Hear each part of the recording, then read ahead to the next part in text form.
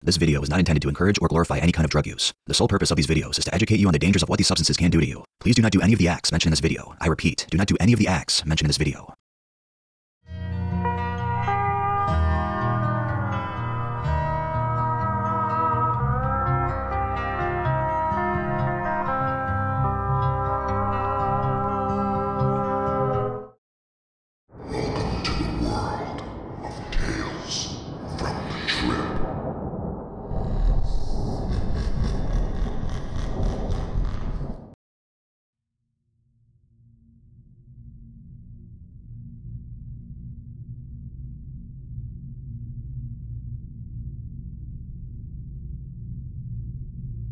I am heavily experienced with sedatives. My favorites are clonazepam, temazepam, and phenobarbital. I'm sure secobarbital would also be added to that list if I were ever given the opportunity to try it. I have had a few blackouts while mixing benzodiazepines with alcohol before, but the worst up until this experience only lasted 2 days. That one included 35 milligrams of clonazepam, 75 milligrams of clorazepate, 40 milligrams of oxycodone, and from what my friend said, over a 12-pack of beer. I've never had a blackout from alcohol alone. Since then, I've been very careful when mixing depressants, at least up until this horrific experience I'm about to write about.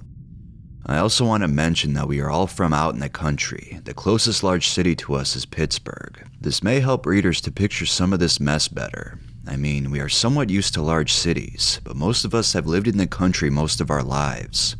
The places I speak about are all small town cities, and the main city we cop dope at, and where some of us live, has a population of only around 30,000.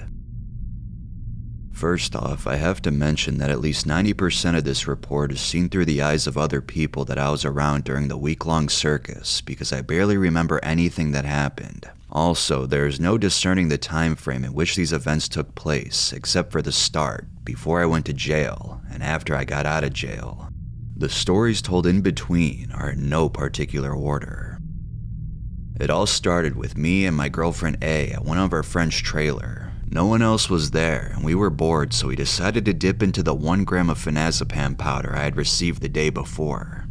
I didn't have a scale at the time, so we just took a knife and swallowed a tiny little amount. It was a completely tasteless white powder. After about a half an hour, we ended up taking another tiny dose, as we didn't feel too much from the first amount. As far as I know, the night ended there. Nothing outlandish happened, and I remember not being too impressed with it. Somewhere along the line, I ended up at another friend's apartment, J and L. They are both very fond of benzos, so I figured they would enjoy the large amount that I had of something new. Another friend of mine, G, was there, and he was drunk, acting like an asshole, so I decided to feed him a bump of the powder to knock his ass out. It did. He slept until 4 in the morning, when he awoke concerned that his girlfriend was wondering where the hell he was. His girlfriend lived in the same apartment complex, so me and Jay walked over with him. When we got there, his girlfriend barely said anything, other than express that she was somewhat worried because she knows how he is when he drinks. Well, G, for some reason or another, had a guilty conscience, or maybe even a bit delusional, started screaming, "I didn't fucking do anything! What the fuck is wrong with you?" He proceeded to grab her by the neck, and her friend broke it up. Jay and I didn't want to be involved in his episodes, so we went back over to his apartment. Yes, I know, it was very irresponsible of me to have given him the drug in the first place, knowing how he is, but that just shows how intoxicated I was, as I am a very responsible person when it comes to drugs. Another section of the story began when I was with my friend J.E. and his girlfriend Ann. I suppose we were smoking crack all night while eating massive amounts of Phenazepam, and for some odd reason, J.E. wanted to partake in some of my DOM with his girlfriend early in the morning. I gave him 5 milligrams and her 3 milligrams. At some point, I ended up with my girlfriend again, still with the last 2 friends mentioned, and we were on another mission to get money for crack and heroin. Apparently, we showed up at M's house, the place we go to do our hard drug deals, and we bought some heroin. I remember doing a couple bags and telling my girlfriend to be careful. What I don't remember is walking back and forth screaming at my girlfriend before we got the stuff to get back in the car while I was walking through the drug dealer's yard, a drug dealer that I didn't personally know, and my girl was falling into the fence. M and his girl were telling us that we were going to get shot while the dealer was inquiring about what the hell our problem was. Not my type of behavior at all, even though I am a drug addict. I suppose we got the money from J.E. and Ann panhandling it from local gas stations and grocery stores. I normally never go for that standard of drug behavior. If I can't manipulate my parents into giving me money or sell drugs to get money, I just don't do them. Apparently we went across the river into West Virginia, as we live on the border of Ohio and West Virginia, to find more sources to panhandle, and at some point, some form of logical reasoning hit me. I can't drive, so let's let my friend J.E. drive, who doesn't even have a license and is probably so sedated that he forgot he had taken the DOM and whatever was going on seemed perfectly normal to him. We were all taking key bump after key bump of the Phenazepam and licking it off the knife. Well, of course, here come the police. I was in the passenger seat when one of the two cops approached my vehicle about J.E. harassing customers at the gas station we were at. He already had a warrant for stealing $6 worth of gas at that particular store, and I had recently spent a couple months in jail on a possession of heroin charge in Ohio. The police were adamant about searching my car, but I refused to let them. Our girlfriends were half passed out in the back seat, and I told the cops that they were sick and I was just trying to get them back to Ohio to go home. Well, while we were waiting to get authorization to leave, I reached into the back seat and the undercover cop sitting at the pump beside me gave the signal to search the vehicle. My girlfriend was so out of it that I'm not even sure if she knew there were ever any police there, or perhaps she thought they left while they were searching my car, but she was wobbling around the back of it talking about the syringes in the trunk. There's no paraphernalia charge in West Virginia, but the cop lied and said he found a bag of dope as well. The shit was in a woman's purse, bag type thing, and for some reason I did think there was a half a bag left in my car, so I didn't fight the arrest. So there we were, me and J.E. were off to Moundsville Regional Jail, and the police took the girls to Ann's house. The only things I remember about being in that jail was the meal trays, not the food. They were yellow, J.E. being my cellmate, and the arraignment being held in a room with the video where each inmate talked to the fat guy on the screen. J.E. kept asking if he could make a plea, and I was laughing because we weren't even in court. He was arguing with the fat guy, irritatingly stating, "I just want to make a fucking plea." I don't even remember being out of my normal clothes. I believe we were there for 2 to 3 days, not really sure, but on the second or third day we got bonded out. J.E. was talking about some big dude wanting to fight us over something, but I don't remember anyone that was there except for us. My mother was the one that drove down to get us, but J.E.'s father was with her as well. I didn't say much, but J.E. and his dad were arguing the whole way home about getting his disability checked because he wanted to get drugs. This is where things started getting really out of hand. I had no idea where my girlfriend was, and neither did J.E. know where Ann was. So I went on a search to see what the hell was going on. Here they were, together, prostituting themselves on the streets for crack and heroin, not to mention sleeping with each other. I didn't know how to deal with this at all because my girlfriend had never really been like that. I guess they still had heroin when they were brought back to Ann's, so I ended up getting out of my charges. After sticking through it for a day or two, I couldn't take it anymore, so I left my girl on the streets. Somehow, I still had the Phenazepam powder. I guess the cops never found it in my pocket or something. I don't have a clue. I ended up at home after getting out of jail. I don't think it was the day I got out, but more likely the next day after eating more of the damn shit. I was being bitched out by my dad for being heavily intoxicated. He thought I was on heroin, and I was swearing to God that I wasn't on anything when I probably looked like I ate a couple of Quaaludes. Here, my best friend J.I., I know I have lots of J friends, sorry, stopped over. D came right behind him, and I guess J.I. was telling him he probably shouldn't stop by later, and that it wasn't a good time. D isn't quite used to my wild life. He is a friend that I play guitar with sometimes, and he's a few years younger than myself.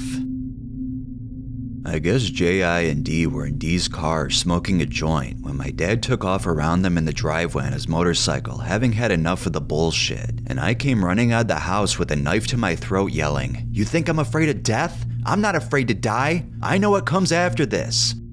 My neighbors were out on their porches probably thinking, what in the fuck is this dude on? God, if they only knew.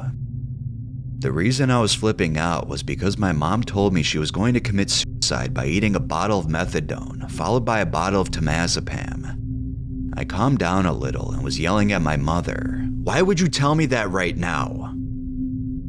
J.I. talked me into leaving and agreed to take me into town so I can get a $50 rock of crack to get my fucking head out of the clouds. I vaguely remember smoking it at his house and up in the woods while we hiked. I was told that I was nodding off hardcore in between hits and that the $50 piece lasted me 4 hours. Shit, that would normally be gone in 10 to 20 minutes. At yet another point, I was back at Jay's apartment drinking wine with my ex-girlfriend that left me more than a year before and had been trying to get back together with me. There was no drug in the world that would have had me sleep with that crazy bitch. Well, I did talk her into taking her car to get food when I was really planning on going downtown to get crack. I didn't make it a quarter mile. I remember thinking, damn, this car has balls. What the fuck am I doing in this yard? I flipped the car over the guardrail, completely totaling it. I've never wrecked a car in my life, and believe me, I have driven under the influence of just about everything. Here comes the police. Of course they thought I was drunk, but I had not had enough wine to get a DUI. The cop couldn't for the life of him figure out what the hell my problem was. I guess I didn't appear very intoxicated at that moment. The fucked up part is the next day, I wasn't even sore from the accident. That's how loose my muscles were from that damn drug. Anyway, I went back to Jay's and had to explain what happened. My ex-girlfriend tried to sleep with me anyway. Fuck, I couldn't catch a break.